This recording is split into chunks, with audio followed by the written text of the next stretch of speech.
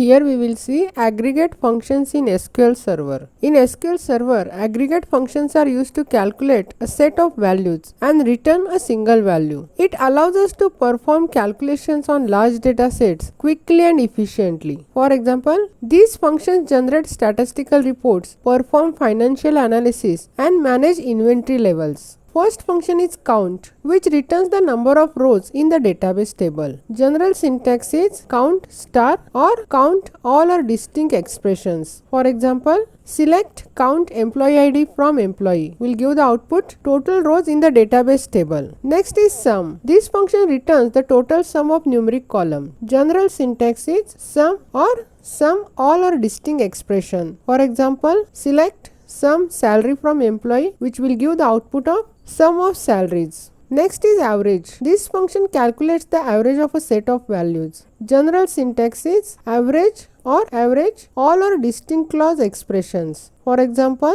select average salary from employee will give the output average of salary. Next is max. This function returns the maximum value in a set of values. General syntax is max with expression, where expression is a required parameter which is a numeric value. This can be a field or a formula. For example, select max salary from employee will give maximum salary from the employee table. Next is min, which returns the minimum value in a set of values. General syntax is min with expression, where expression is a required parameter which is a numeric value and it can be a field or a formula. For example, select min salary from employee which will give minimum salary from the employee table. Now we will execute these functions. For this we will first use the database project 1. Then first we will see count function. So select count star from employee which will give 8, which are the total rows in the employee table. We can check it. So select star from employee, and if we execute both these queries, with star from employee it will display all the data which are 8 rows, and with count star it will display 8. With count we can use the field also. So select count employee ID